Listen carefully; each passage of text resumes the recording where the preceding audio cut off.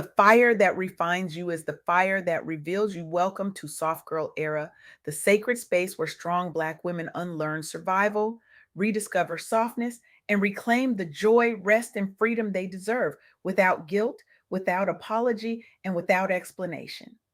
I'm LeAnne Dolce, pronounced Dolce, like sweet softness whispered in French, and I'm your guide from burnout to boundaries, from doing to being, from strong to soft and loving every second of it. I recently had the honor of sitting down with Kiyana Esco, a voice that's changing the way we think about faith, fire, and what it means to lead when everything around you is burning. Kiyana is a force, a leader who refuses to let hardship silence conviction, and someone whose testimony is making the world a better place by reminding us that Jesus remains the way, even when the road feels impossible. Today, I want to share what I learned from that conversation because it's not just information, it's transformation. Let's start here. You know that feeling when you've been strong for so long that you forget what soft feels like, when you've carried so much that your shoulders don't remember how to drop, when you've survived so many fires that you start to believe the smoke is just part of the air you breathe. Yeah, that.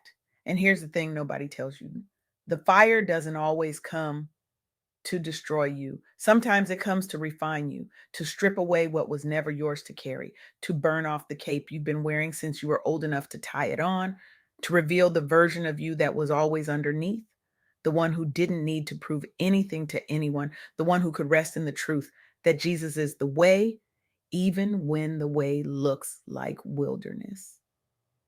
Kiyana Esco reminded me of this. And if you've been walking through your own fire lately, I need you to hear it too.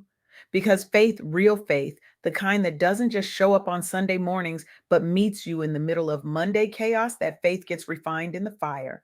It doesn't get weaker, it gets sharper, it gets clearer, it gets louder. Let me tell you about a man named Paul, not the guy from your church who always has something to say during announcements. I'm talking about the Apostle Paul, the one who wrote half the New Testament while sitting in a Roman prison cell. Paul didn't start out as a hero of the faith. He started out as a persecutor of it. He was the guy hunting down Christians, dragging them out of their homes, making sure they paid for believing in Jesus. And then Jesus showed up. One encounter, one blinding light, one voice that said, "Why are you persecuting me?"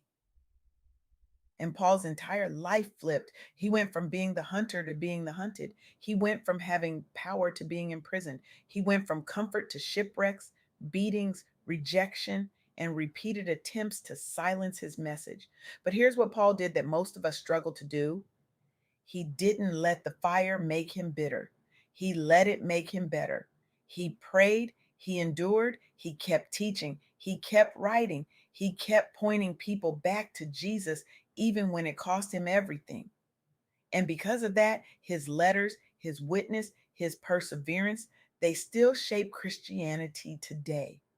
Millions of people across the globe have been changed because Paul refused to let hardship cancel his purpose. He let it deepen it. That's what Kiyana Esco was talking about. That's what faith in the fire looks like. It's not about pretending the heat doesn't hurt. It's about trusting that the heat has a purpose. Paul planted churches while in chains. He wrote letters of encouragement while suffering physical pain. He turned his suffering into spiritual influence. He didn't wait until the fire was over to start leading. He led from the middle of the flames. And that's the kind of leadership that doesn't just inspire people, it transforms them. His life demonstrates something we desperately need to understand today. Hardship does not cancel purpose, it can deepen it, it can clarify it, it can ignite it in ways comfort never could. Now, let's talk about a woman named Corrie ten Boom. If you don't know her story, buckle up because it's going to wreck you in the best way. Corrie was a Dutch Christian who, during World War II, helped hide Jewish people from the Nazis. Her family turned their home into a hiding place, a sanctuary in the middle of hell. And eventually, they got caught. Corrie and her sister Betsy were arrested and sent to a Nazi concentration camp. Let me say that again, a concentration camp, a place designed to strip you of your humanity, your hope, your faith, your life. And yet, in that place, Corey and Betsy held on to prayer. They held on to forgiveness. They held on to the belief that God was present even in the worst conditions imaginable. Betsy didn't survive the camp, but Corey did. And when she got out, she didn't retreat into silence. She didn't hide. She traveled the world, sharing a message of forgiveness, faith, and hope.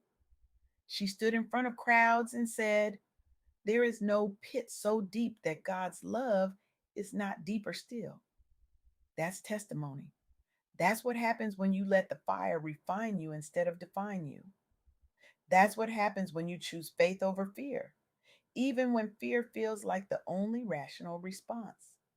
Corey's story is a reminder that your fire, no matter how intense, no matter how isolating, no matter how unfair, can become a testimony that changes lives. Not just yours, but the lives of everyone who hears it. She didn't just survive trauma, she transformed it. She turned her pain into permission for others to heal. She turned her story into a global movement of forgiveness and faith.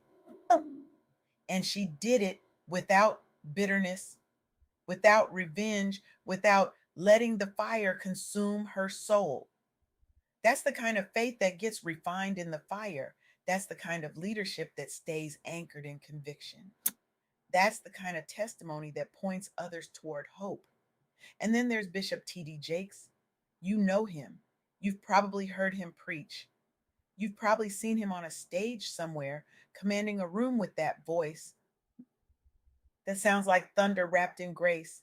But before the stages, before the potter's house, before the books and the influence and the global recognition, there was a man who faced financial strain, social obstacles, and the pressure of leading while building credibility from scratch. He didn't have a blueprint, he didn't have a safety net, he had conviction, he had discipline, he had a message centered on hope, restoration, and purpose. And he refused to let limited resources limit his impact. T.D. Jakes turned his fire into fuel. He let his struggle become his testimony. And now millions of people look to him as a voice of faith driven leadership, a reminder that you can endure your own fire and keep moving forward. That's what Kiyana Esco was pointing to in our conversation. Leadership isn't about having it all together. Leadership is about staying anchored in conviction so your life becomes a testimony that points others toward hope. Bishop Jakes didn't wait for perfect conditions to start leading. He didn't wait for the fire to cool down before he started building. He built in the heat. He preached through the pain. He led with limited resources and unlimited faith. And that's why his impact has reached millions. His public witness shows how faith driven leadership can inspire people to endure their own fires and keep moving forward. It shows that you don't need to have everything figured out to start leading. You just need to be anchored in conviction. And here's where it gets personal. Here's where it intersects with your soft girl era. Because maybe you've been told that softness is toy cheapness. Maybe you've been told that rest is laziness. Maybe you've been told that if you're not grinding, you're not growing. Maybe you've been carrying a cape for so long that you forgot it's not actually attached to your body. But what if the fire you're walking through right now is actually inviting you to drop that cape? What if it's inviting you to redefine strength? What if it's inviting you to embrace softness, not as a retreat, but as a radical act of self love? What if your soft girl era is actually your refining fire? Because here's the truth: Jesus remains the way. Even when life feels uncertain, painful, or spiritually confusing, faith is refined in the fire. Hardship can become the place where character, purpose, and trust are strengthened. And leadership means staying anchored in conviction so your life becomes a testimony that points others toward hope. That's what Kiyana Esco is living. That's what Paul lived. That's what Corey Ten Boom lived. That's what T.D. Jakes is living. And that's what you're being invited into. You're being invited to let the fire refine you instead of define you. You're being invited to let your struggle become your testimony. You're being invited to lead from conviction, not convenience. You're being invited to choose faith over fear, even when fear feels like the only rational response. So, what do you do with this? What do you do differently after hearing this? First, choose faith over fear. When the pressure comes, when the uncertainty rises, when the opposition shows up, choose faith. Not because it's easy, but because it's anchored. Second, lead from conviction, not convenience. Don't let the world or your family or your church or your job or your past tell you who you have to be. Lead from the truth of who you are in Christ. Lead from the conviction that you are loved, seen, known, and called. Third, use your fire as testimony. Let your struggle become a witness to others. Let your healing become permission for someone else to heal. Let your softness become a rebellion against the lie that you have to stay strong all the time.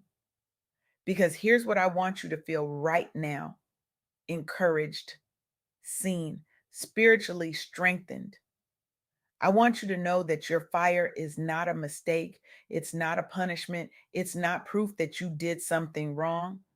It's proof that you're being refined. And when you walk out of this fire, and you will walk out of it, you're going to be softer, stronger, freer, and more anchored in Jesus than you've ever been. So here's my challenge to you today: stop running from the fire. Stop apologizing for the heat. Stop pretending that the struggle isn't real or that the pain doesn't matter. Instead, walk into the fire with faith. Let it refine you. Let it reveal the version of you that's been waiting to emerge. Let it strip away the cape, the mask, the hustle, the performance, and everything else that was never yours to carry. And then when you walk out, and you will walk out, let your testimony be so loud, so clear, so undeniable that it points others toward hope. Because the world doesn't need more people who have it all together. The world needs more people who have been through the fire and came out refined. The world needs more people who chose faith over fear. The world needs more people who lead from conviction. The world needs more people who let their struggle become their testimony. The world needs you. So drop the cape, embrace the softness, trust the process, and remember Jesus is the way, even through the fire, especially through the fire.